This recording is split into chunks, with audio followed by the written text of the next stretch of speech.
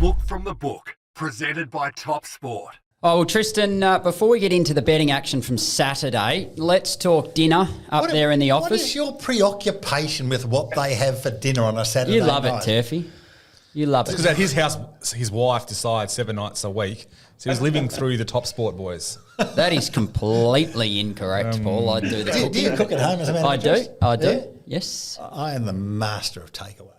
I nail it. I started cooking out of necessity, but that's a story for another day. Tristan, so I had the privilege of nominating one of the restaurants in the draw for Saturday night. I found the lowest rated restaurant on the Gold Coast. I won't name them. What type of cooking was it? It was Korean. Korean? It was Korean. Yes. And how'd it go, Tristan? I was very surprised. We actually, for some reason, it got switched. Normally it's a dog race, as we know, but it got switched up to a trot race. I think what they generally try to do is find a race that's a good even betting proposition where there's a few chances in the race. So we went to Redcliffe race 4 on Saturday. And, yeah, your nomination, they were very fair, the boys. I was surprised. It got locked in as one of the equal favourites for the event. So I'm not sure how happy they would have been if it did salute, but the horse is still running. So Tony's Pizza ended up getting a result on the day, which is always an interesting one because it's got probably the biggest variance between people liking it and disliking it in our office. So Tony's Pizza. It was good fun as usual. Is that all your budget can extend to, Tony's Pizza? See, I don't know about your staff. It's tough, isn't it? I don't know if I want to work there.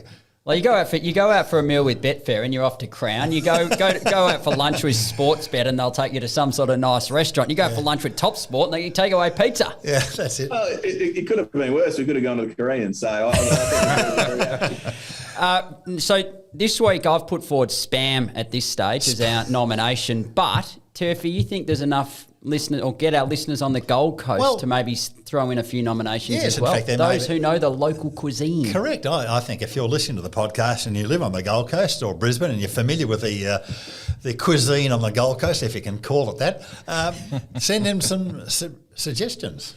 All right, so that's enough on the dinner on Saturday. Let's but talk about the weekend. Hopefully they all enjoyed Tony's Pizza. Did they punt up on the weekend, Tristan, with that gluey track at Randwick? They did. It was actually, as you say, the track was, difficult with so much rain that was experienced during the week. But yeah, it was still a very, very well bet meeting. We held a lot of money. The Queen Elizabeth was like there was a range of runners there. They came for very elegant. Obviously, we touched on last week. We were trying to lay it, and it did get on the blows late, but we still managed to get a decent whack out of Animo. Was very heavily supported too. So what about the winner? We were very fortunate. With the with the roughie getting the result there, it was wasn't very found, and even Zaki was a handy result. So it was one of those very few occasions in a big race where we didn't have too big a sweat coming down the straight, which was nice for once. Not a Skinner, so you think? So you think horse? It wasn't quite a Skinner, no. There were a few that found it, but it was certainly still a handy result, but not quite a Skinner. We're still chasing that elusive Skinner. The Autumn Carnival's drawing to a close. How has it been? More broadly, we've had a number of wet tracks up in Sydney. Have you guys been on the right side of the ledger over the last month and a half or so? Oh, please. Not just how big that side of the ledger is. They're still eating Tony's Pizza. It can't be going that well. That's what I'm saying. They don't spread it amongst the staff. Although Tristan probably watches them eat the Tony's Pizza and then heads out to five-star cuisine. A couple of big quaddies on Saturday, Tristan. New South Wales quaddie 66,000+, and Doomben, your home state, 138,000. Did you have any punters lob these big results, or did you just clean up on the quaddies across the weekend? Doomben, we did. That was a Skinner, Turfy. The Doomben quaddie. There you go. Someone actually did find the quaddie in Randwick. They spent $60 and turned it into $18,000. So they've done very, very well. They had it for 30%. So well done to the punter out there. He's a regular with us. And he throws his hand at a lot of quaddies in that vein, and it was good to see him get a nice result. Wasn't me. Wasn't you? No, like I said, I got 3 legs. I didn't get the Queen Elizabeth horse. That's no good. I don't really want to touch on the multi, but I suppose we have to. I'm happy to. My horse was scratched. I didn't. There was nothing I did wrong. If only there was a sub-rule turf for your multi. Hey? I didn't want to say about Yowie. That was a dangerous one, I reckon, Yowie. She was poor. She was poor. Paul's horse ran well. It just got pipped, didn't it? for fourth. The fourth, yeah.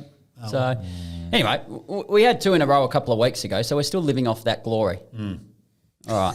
Well, Tristan, another big week of racing. We've got Good Friday racing here in Victoria coming up this week. It'll be interesting to see what turnover's like. What do you expect turnover on a day like that to be?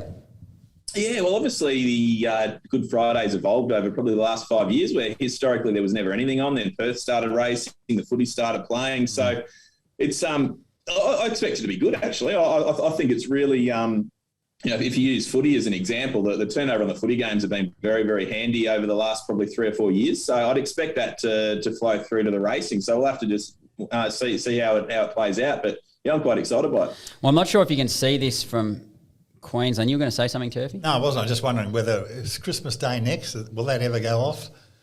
It's Well, become I a day think of Good sport. Friday's a day you have to sort of capitalise upon, Yeah. really. What There's about- only so many opportunities to have these big turnover events and capture the eyeballs. You know what? Why I like a day off every now and then.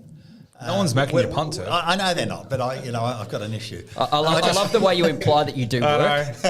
A day off. Do you reckon Christmas Day they'll ever race or play footy or cricket or whatever? I doubt it. But I saw Turfy look at his watch before Tristan. I think he's got to get to the first tee. So on that note, we better. Yeah, I know. He's working his backside I'm off. a quaddy at Swan Hill. I've done my work. All right. Well, Tristan, look forward to catching up on Thursday. Speaking of Thursday, I'll be coming live from the Frozen concert. I'm up there, so it'll be interesting how we go. So I've got a very daunting couple of days ahead of me with the school holidays. Good luck. A Good 3 with Dr. Turf, Matt Welsh and Paul Tatnell.